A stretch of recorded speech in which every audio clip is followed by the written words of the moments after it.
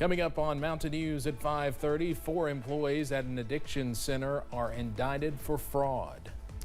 President Biden is set to deliver his second State of the Union address. He is expected to tout his administration's wins and call on Congress to act on key issues.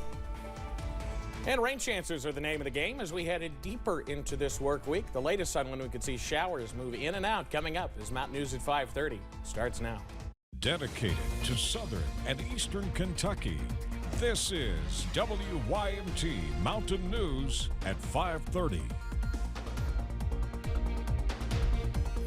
Good evening, I'm Steve Hensley. I'm Olivia Calfee. For 3 years, the U.S. Attorney's Office says 4 people at the Kentucky Addiction Center were committing healthcare fraud. Now the employees and a physician have been federally indicted. Kelsey Soto has more. Court records say that the 2 owners of KAC, Christy Berry and Michael Bregenzer, as well as billing manager Barbie Van Hoos and Dr. Jose Alzadon, submitted bills for services that weren't medically necessary or were falsely filed under another doctor's name. According to their website, Kentucky Addiction Center has 4 locations across the Bluegrass, in Paducah, London, and the 2 mentioned in these court filings in Paintsville and Winchester. The indictment says the alleged fraud occurred between October 2017 through at least January 2021. Records show of the 4 defendants, so far only Dr. Alzadon has been arraigned. Now, part of that arraignment means he is not to prescribe any controlled substances, must give up his passport, and cannot have any contact with the other defendants. I did reach out to the U.S. Attorney's Office to find out how much money may have been involved in these alleged crimes, but they said that information has not yet been made publicly available. Details of the alleged fraud include upbilling for more expensive services than those provided. Court documents also indicate the group dispensed Suboxone in an unauthorized way. Current employees reached out to WKYT and tell us they remember the Winchester facility being raided, and it's unclear what will happen to the facility or patients. That was Kelsey Soto reporting. The group is facing a maximum of 10 years for each of the 12 healthcare fraud charges, a fine of $250,000 or a sum determined by the amount of money gained or lost, and supervised release of no more than 3 years plus restitution if it applies.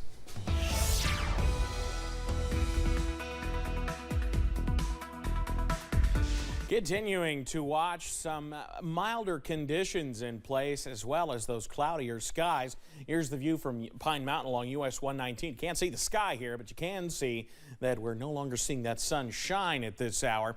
A look from WYMT toward Hazard at this point. You see those clouds in place this evening, and those will continue to be in abundance as we head through the evening hours with those temperatures in the 60s. We're all in the mid 60s right now. It's very mild out there. Some spots, Somerset and Manchester a little bit earlier, were pushing 70 not too long ago. They got to 68. Between 5 and 10 degrees, even 12, 13 degrees warmer than normal. Look at Logan, 16 degrees warmer than yesterday, 21 degrees warmer in Ashland than we were this time yesterday. Those breezes out of the south contributing to that with those winds 5 to 10 miles per hour. Heading through tonight, you see just a few of those scattered showers to our west, but those will continue to build into the region as we head through tonight.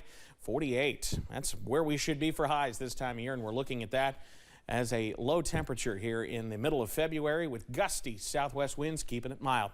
Details on those shower chances in a few minutes, guys.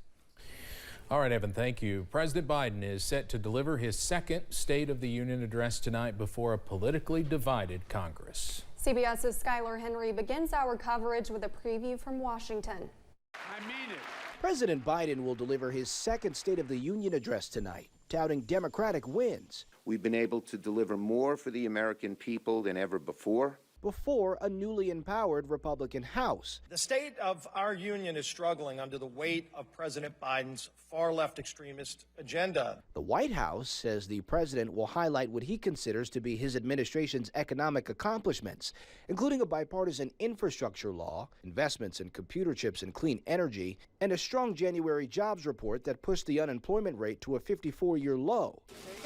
But a new CBS News poll finds many Americans say President Biden's policies are making inflation, gas prices, and the overall economy worse. President Biden is expected to highlight areas where he believes Democrats and Republicans can find compromise, as well as draw some clear political lines. Among the guests in the First Lady's box tonight, Paul Pelosi, the husband of the former House Speaker, who survived a politically motivated attack in their home, U2 frontman and AIDS activist Bono, and the parents of Tyre Nichols, who died after he was beaten by Memphis police. I want to talk to the American people and let them know the state of affairs, what's going on, what I'm looking forward to working on from this point on. The primetime address comes as President Biden marks the second half of his first term.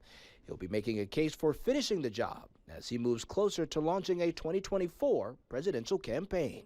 Skyler Henry, CBS News, Capitol Hill. Arkansas Governor Sarah Huckabee Sanders, who was previously President Trump's press secretary, will deliver the official Republican response. You can see it all tonight, beginning at 9 on WYMT. Members of the Congressional Black Caucus hosted a news conference this morning. Some of the families of people killed because of bad policing were in attendance. The group is calling on Congress to pass police reform legislation. Tyre Nichols' mother was one of the speakers during the news conference.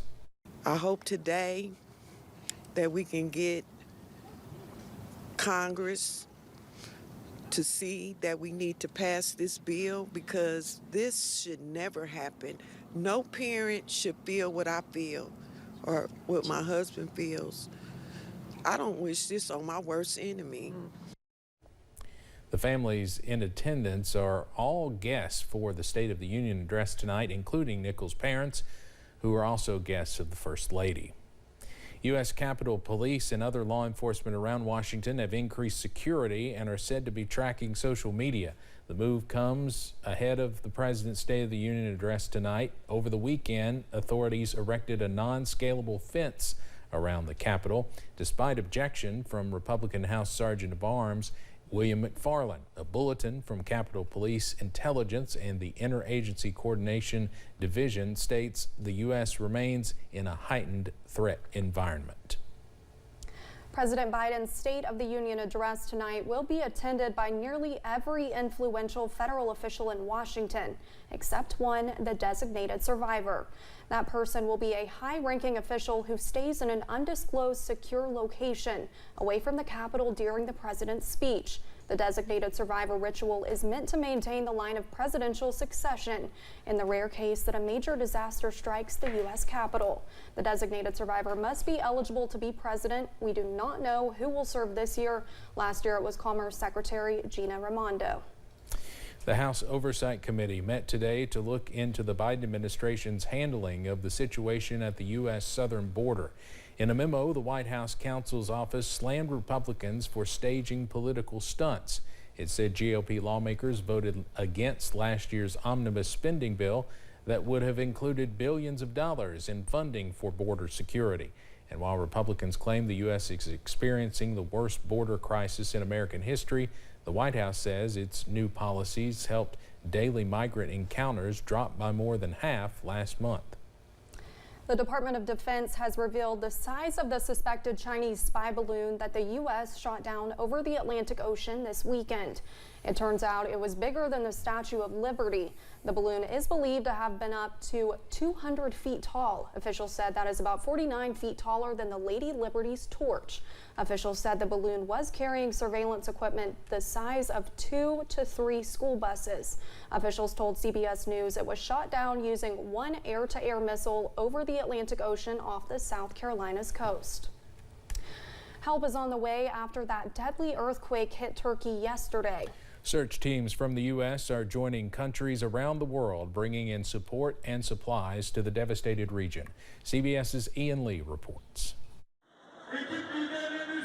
Hundreds of volunteers pack Istanbul's airport, desperate to get to the disaster zone. As victims still trapped in the quake's rubble call out for help, dozens of countries around the world are answering. Aid is rolling in from Qatar and Mexico to India and Taiwan. Italian rescuers brought heavy equipment to help pull people out of the debris. These German sniffer dogs hope to find them alive.